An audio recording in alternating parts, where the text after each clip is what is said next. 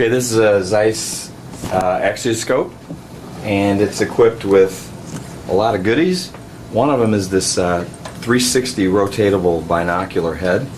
As you can see, this is very useful for accommodating different heights, and so you don't really need a inclinable head. You've got this really nice swivel 360 head, and it's got on the left side a focusable diopter eyepiece. It's a PL10X 20 field number, accommodated for eyeglass wearers, and so you can accommodate different visual acuities and remain parfocal.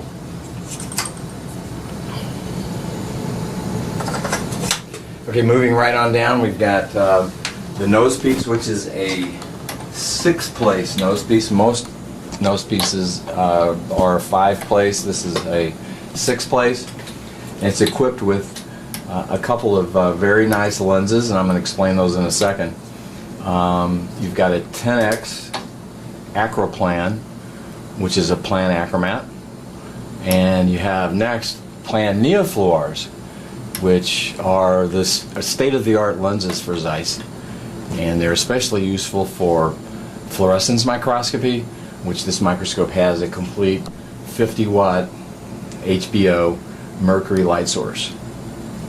And so next to the 40X neofluor is a plan neofluor 100X, and it has a numerical aperture of 1.30 for oil. It's a very high resolution, very high numerical aperture oil objective lens. Moving on down, you've got a nice low position coaxial stage. The coaxial drive is very low, which makes it comfortable for somebody who wants to leave their hand resting on the table while they're focusing.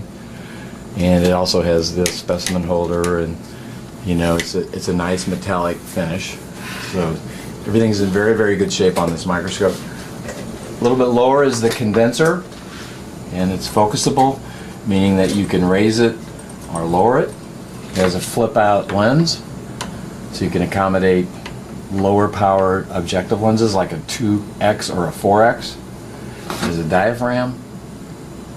It's centerable, and it works beautifully. It has a field diaphragm, which is centerable, and so you can set this microscope up for true color illumination. Moving over to the right side, you can see the fluorescence unit. It's a 50-watt HBO power supply, and it works in conjunction with this 50-watt mercury lamp housing that's back here. Moving to the front, there is a set of epifluorescence filter cubes. I believe these are set up for DAPI, which is low UV, and fluorescence FITC, which is mostly for FITC, which is fluorescein isothiocyanate. By the way, the middle position is for viewing in bright field when you're not doing fluorescence. It's very useful.